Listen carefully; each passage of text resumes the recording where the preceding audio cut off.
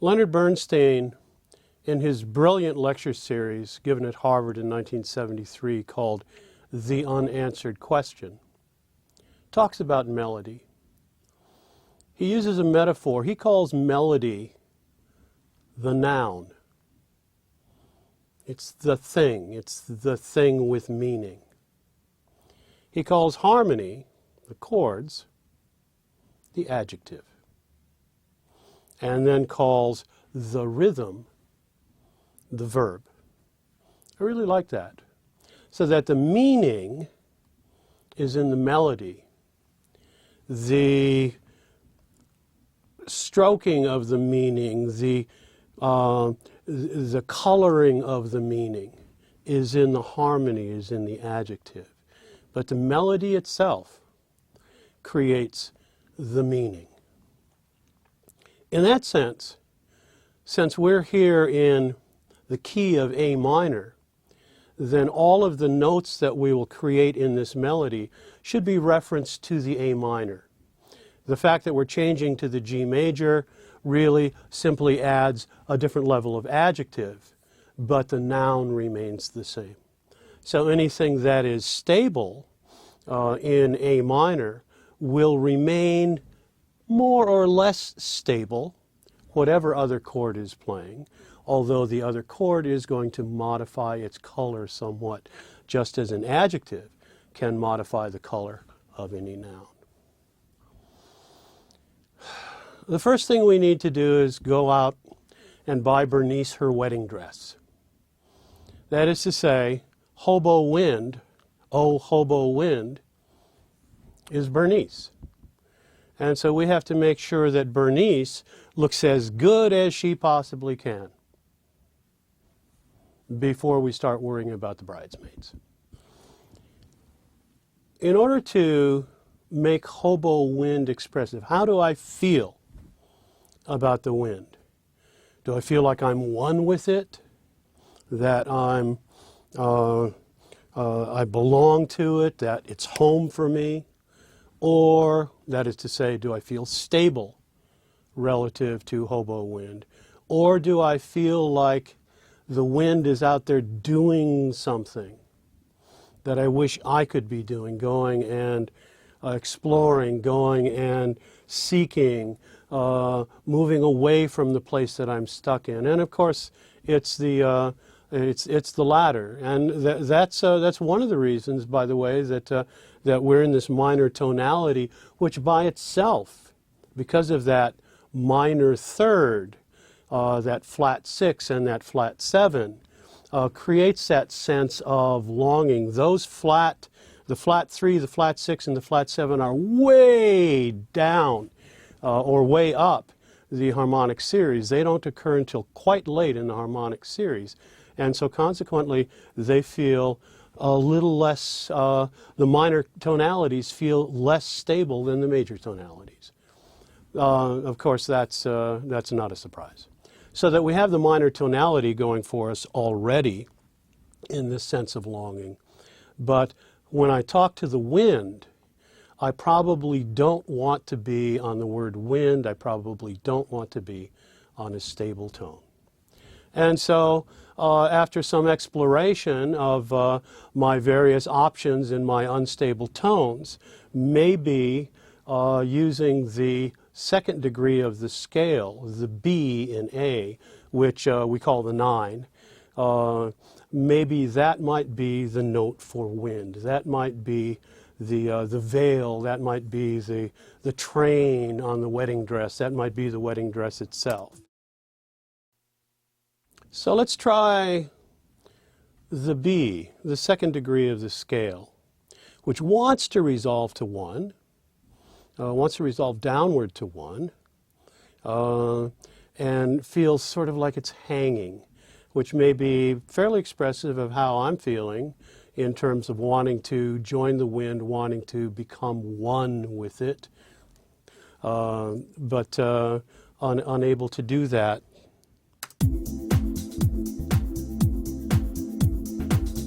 It'll be coming up right here. Oh, hobo wind.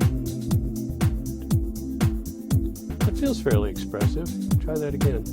oh hobo wind.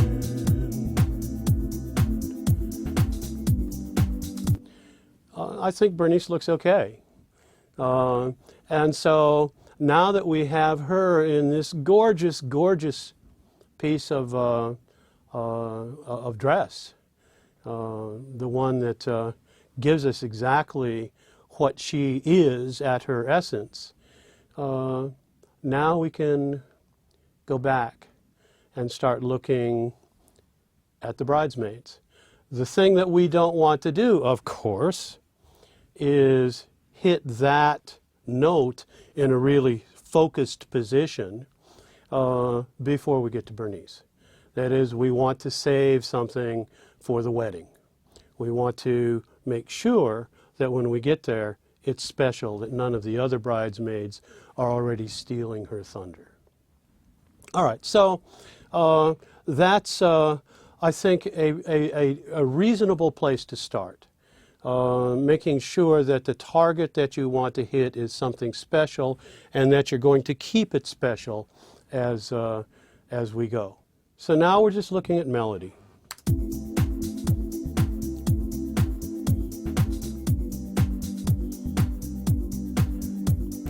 Do, re, mi, fa, sol, la, te, do. That's our scale. Now, we're talking about the wind. We're talking about the wind as a fairly active, fairly moving thing. And so a fairly active, fairly moving melody might work very nicely. And I thought that I might try a rising melody for the first line and then see if we can ultimately reverse that motion and so on. So now that we have Bernice dressed up, we can start thinking about what we might try to do in the verses. Now, there's certainly a great argument for just going, playing the track, and just trying stuff. And then you hit something that you like, say, hey, I like that, and you move. And you know, which of us doesn't work that way? I think it's helpful to think about it a bit, to engage your brain and try to focus our feelings a little in a helpful direction. So we're talking about longing here. The A minor tonality that we're in, again, already expresses longing. But we have 4 unstable tones that we might be able to use. And those unstable tones will actually increase the feeling of longing if we use them well. Now, of course, we've already used the B, the 9. And so that's Bernice's dress, and so that's off limits now for any of the bridesmaids. But in terms of thinking about what we're saying, we're talking about being in motion. We're talking about the wind rising and falling and swirling and being very active outside. And consequently, we'll probably want a fairly active melody and you know, something that, like the wind, perhaps rises and falls and so on. And so bearing that in mind, taking that as a sort of channel to focus the experimentation of melody in, I thought it might be really interesting if, say, for example, this first relatively active line might rise like the wind, and so I tried a couple of things and came up with some things I liked, and this is the thing I like the best. I hear you out there crying, which rises again. I hear you out there crying. So that seems to work.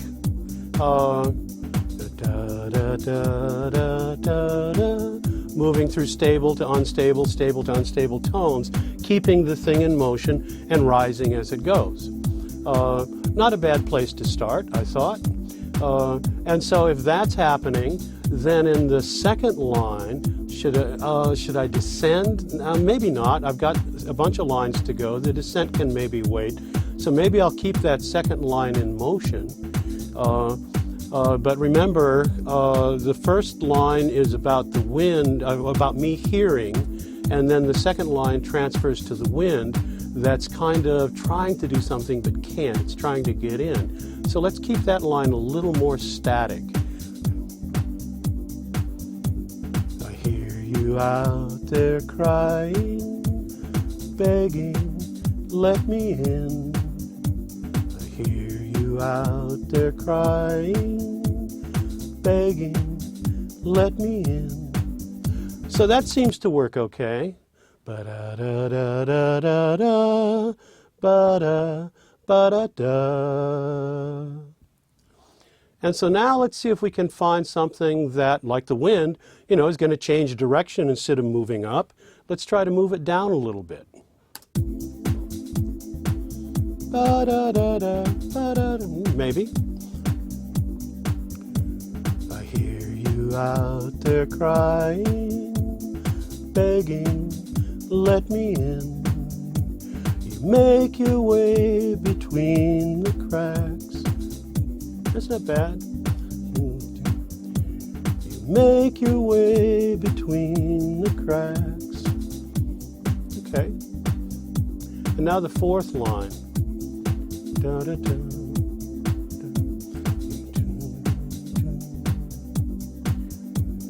Make your way between the cracks. I hear you moan, I hear you. Now here, on the word laugh, the wind is not mocking me.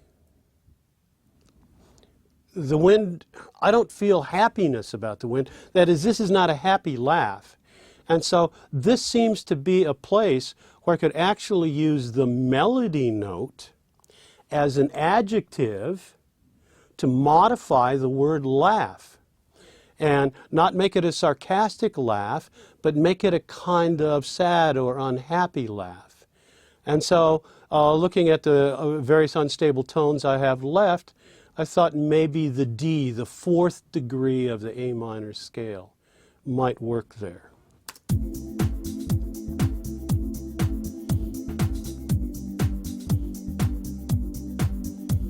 You make your way between the cracks.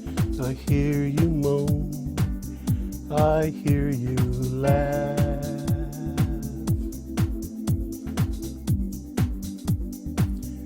I hear you laugh. And that seems to express a lot about the laughter. That is the note itself, because it's unstable. And note that once you, again, divide this prosody thing, this support thing, into stable versus unstable, and apply it actually to the scale that you're working in. Where are the stable notes? Where are the unstable notes? Then your choices are very clear. Otherwise, you're simply operating on instinct. And not that instinct is a terrible thing. You need it all the time. But you need to have informed instinct. And so just the knowledge that D is an unstable tone in A minor, in the key of A minor, gives me the opportunity to try that and see how it feels.